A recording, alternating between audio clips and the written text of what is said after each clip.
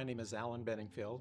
And I'm Lisa Benningfield. In July, Lisa and I went on our riverboat cruise to Europe that we've been planning for a year and thinking about for even longer than that.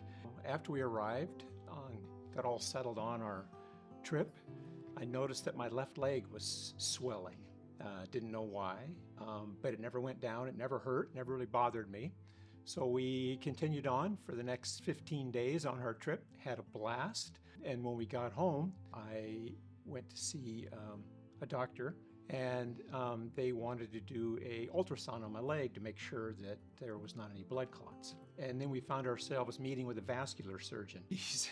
She sat across from us at the table and said, well, the good news is you don't have any blood clots, but what you have are some very large and dangerous aneurysms in your abdomen. She said if one of them were to rupture, I would be dead in a couple of minutes. So within 5 days of us being back from our fantastic vacation, I showed up at 5 o'clock in the morning at St. Peter's Hospital. Before all this, we did let family know, our life group know, friends know to pray, and they prayed. So we went in Monday morning at 5 o'clock.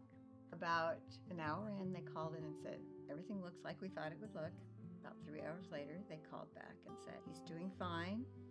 Finally, after over 12 hours, the surgeon comes out and says, he's young and strong, he'll be fine.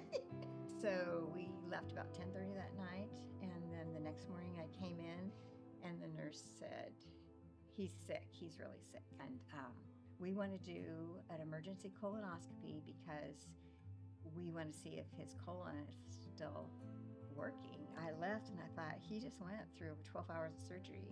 He can't have another surgery now this happened. So my 3 groups, I just sent out this text that said, difficulties, please pray.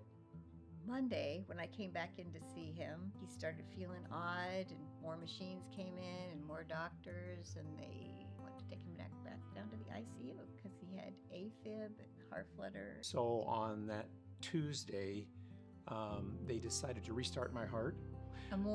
Bunch more people, Yeah. more machines. But they got it straightened out, and I was finally able to go home. So all I can say is that the prayers that we experienced from all of our friends and family really, really got me through all this. I'm feeling much better.